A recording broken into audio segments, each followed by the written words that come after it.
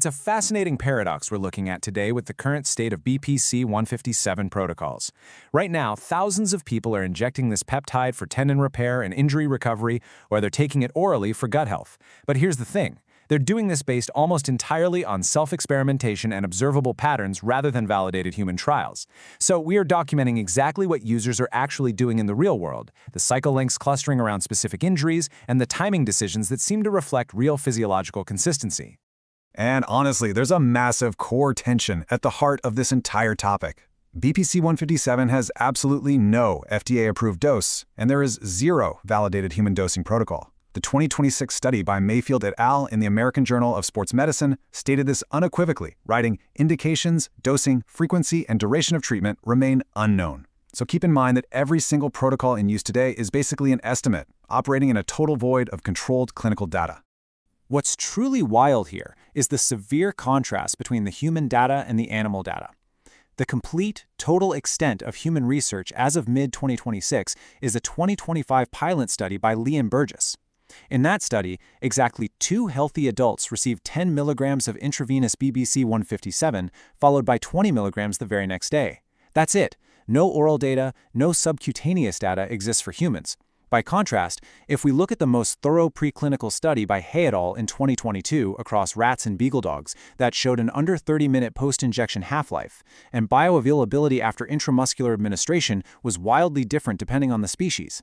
It was 14 to 19% for rats, but a massive 45 to 51% for dogs. Because of this massive variance, we really cannot reliably predict human absorption from these animal models. So, without official human research, dosing essentially comes from translating that animal data.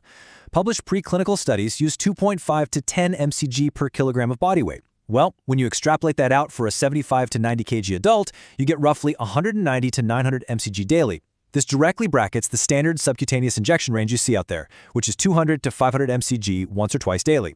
And from this math, the single most commonly reported real-world protocol has emerged across licensed clinics and compounding pharmacies, 250 mcg twice daily.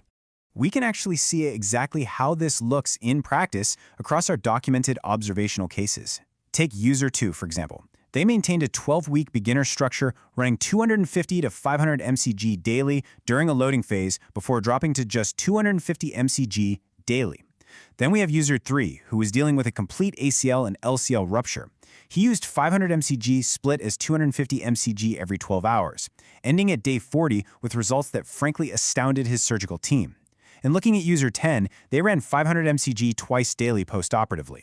They timed those doses carefully, once in the morning on an empty stomach and once roughly 3 hours after his final meal. This resulted in a recovery that his doctors placed in the top 3 to 5% of comparable cases. Now, moving up the dosage scale, we observed some specific higher-dose cases with, honestly, some pretty remarkable reported outcomes. User 7 started using 1 milligram daily for the acute phase following major foot surgery. User 11 started at 250 micrograms for golfer's elbow, but eventually escalated to 1 milligram daily after finding that initial response insufficient. Then there's user 19, who ran 500 micrograms twice daily for a 13-week multi-peptide chronic stack. He added GHKCU, apomorelin, and CJC1295, and achieved 90% pain relief. Most strikingly, though, is user 16. This was a 68-year-old woman bedridden with L5 spinal stenosis. She used an unusually high 2.5 milligram daily dose alongside TB500 and reported a complete pain resolution at just 5 weeks. The observational data also captures some specific mixed protocols and beginner blends. User 5 started quite cautiously with 250 mcg of BPC-157 twice daily, alongside TB500 at 2.5 mg twice weekly. User 6 used 500 mcg of BPC-157 daily, with 500 mcg of TB500 spread over a week, explicitly noting caution about the different compound needs. User 8 utilized a pre-blended product delivering a 600 mcg total night dose. Meanwhile, user 12 experimented directly with completely unconfirmed variables, actively testing whether splitting a 500 mcg daily dose or just taking it all at once produced better results. So, an absolutely crucial point here is how the administration route changes the required dose, because this really dictates the entire approach. Subcutaneous injectable doses sit precisely between 200 to 500 mcg because they bypass the digestive tract entirely. Oral doses, on the other hand, run significantly higher, between 500 to 1,000 mcg per dose, taken once or twice daily. This higher oral range compensates for the fact that the gut absorbs the compound poorly compared to injections. Plus, oral doses must consistently be taken on an empty stomach to avoid competition with food digestion. This brings us to a really clear snapshot of real-world patterns. Now remember, these are strictly observational patterns, not medical recommendations. A conservative injectable protocol runs 250 mcg once daily for 4 to 6 weeks for chronic tendon maintenance. The standard injectable protocol is 250 mcg twice daily for 6 to 8 weeks for active musculoskeletal injuries. Aggressive injectable protocols use 500 mcg twice daily for 2 to 4 weeks for acute, post-surgical, or chronic multi-injuries. For oral capsules, they span 500 to 1,000 mcg daily for 4 to 8 weeks, and that's primarily for gut health. And finally, combined stacks use 250 to 500 mcg of BPC-157 plus 1 to 2 mg of TB500 for 6 to 12 weeks. Body weight versus injury severity. What actually drives the dose? A really persistent question in the community is whether heavier individuals actually require higher doses. The observational tracking provides a fascinating answer here. Injury severity and chronicity drive the dose, not weight. The biological theory is that BPC-157 uses signaling pathways that essentially stop responding once they reach a certain level, meaning increasing the dose beyond the effective range adds very little benefit regardless of how much you weigh. We see this validated directly in user decisions. User 13, weighing 280 pounds, explicitly questioned if his 0.25 mg subcutaneous dose was insufficient, but ultimately maintained that exact dose after community consultation. User 15 took a more mathematical approach, citing a formula of 2.5 to 3.75 mcg per kilogram of body weight twice daily. Using this, he calculated the exact quantities for a 3-month cycle, 45 mg of BPC-157 and approximately 65 mg of TB500. So even at higher body weights, this formula keeps doses well within the standard 250 to 500 mcg baseline. The pharmacokinetic reality raises a vital contradiction, though. Remember that He et al. Documented a sub-30-minute plasma half-life.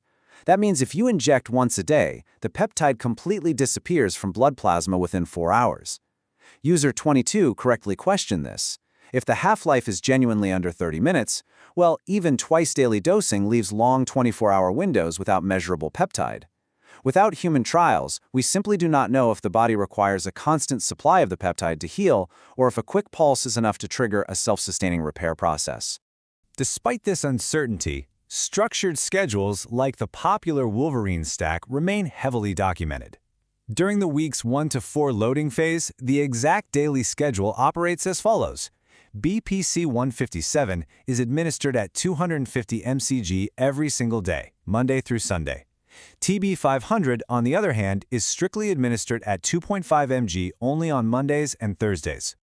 Then, transitioning into the maintenance phase for weeks 5 to 12, the structure shifts a bit.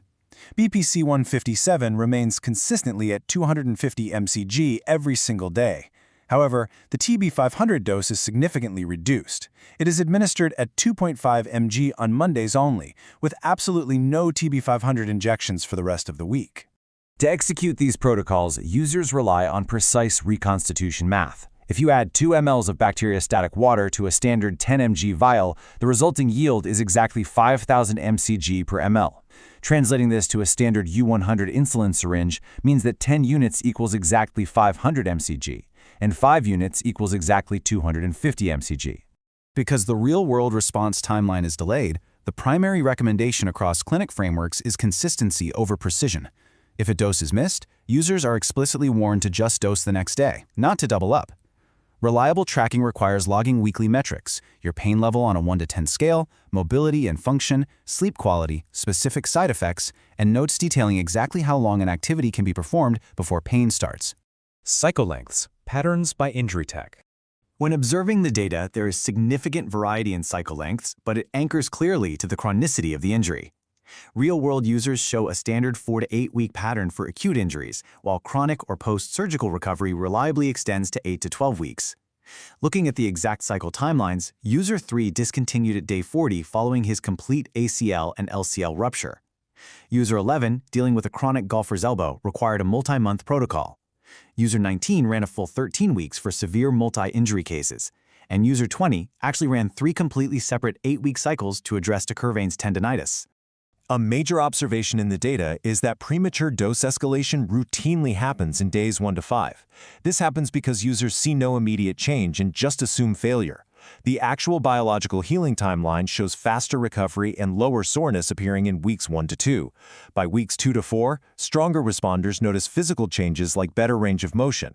By weeks 4 to 8, improvements either plateau or persist, with many users reporting ongoing benefits post-discontinuation. The simple fact is this: most early non-responders are not failing. They just aren't waiting long enough for structural recovery to actually manifest. There are, of course, observational exceptions to this timeline. User 17 reported that 3 years of nightly carpal tunnel pain completely ended within 1 month. Astonishingly, user 18 presented an extreme case, reporting that 10 entire years of knee pain cleared in just 3 days on the Wolverine Stack. As for oral protocols, the timeline is distinctly different. Gut-related benefits are less immediately noticeable and take a slower 2 to 4 weeks to manifest instead of days.